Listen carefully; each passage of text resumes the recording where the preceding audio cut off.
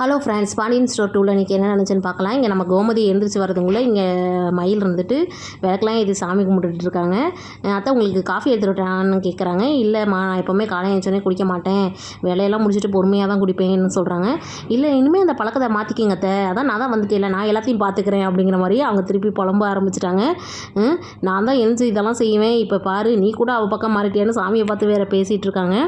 அடுத்து பார்த்தா இங்கே கோயிலுக்கு வந்து நம்ம சரவணனும் தங்க மயில் கிளம்பிட்டுருக்காங்க. சரவணங்கிட்ட வந்து மயில் வந்துட்டு என் ட்ரெஸ்ஸு நல்லாயிருக்கா, வளையல் நல்லாயிருக்கா அப்படிங்கிற மாதிரிலாம் கேட்குறாங்க. நல்லா இருக்குன்னு அப்படின்னு சொல்லவும், இதெல்லாம் நான் கேட்கறதுக்கு முன்னாடியே சொன்னால் நல்லா இருக்கும்ல அப்படிங்கிற மாதிரி மனசில் நினச்சிட்டு இருக்காங்க. அடுத்து பாண்டியன்ட்ட வந்து போயிட்டு வரேன்ப்பா அப்படின்னு சொல்லிட்டு இருக்காரு நம்ம சரவணன். சரி பார்த்து போயிட்டு வாப்பா, வேலையெல்லாம் நான் பார்த்துக்கிறேன் அப்படின்னு சொல்லிட்டு இருக்கவும், இங்கே கோமதி வந்துட்டு இங்கே பாரு அவன் என்கிட்ட எதுவுமே சொல்லவே இல்லை, இங்கே மொட்டை மாடிக்கு போனால் கூட சரவணன் என்கிட்ட சொல்லாமல் போக மாட்டான் அப்படிங்கிற மாதிரி ராஜிட்டையும் மீனாட்டையும் சொல்லிட்டு இருக்காங்க. சரி விடுங்கத்தை அப்படின்னு மீனாவும் சமாதானப்படுத்துகிறாங்க. இல்லை பசங்கள்லாம் கல்யாணம் பண்ணோடனே மாறிடுவாங்கன்னு சொல்லுவாங்க, நான் என் பசங்க அப்படிலாம் பண்ண மாட்டாங்கன்னு நினச்சேன், ஆனால் இப்போ அவங்களும் இப்படி ஆயிடுச்சு, உங்களுக்கெல்லாம் பசங்க பிறந்தாதான் உங்களுக்கெல்லாம் தெரியும் அப்படிங்கிற மாதிரி அவங்க சொல்லிட்டு இருக்காங்க.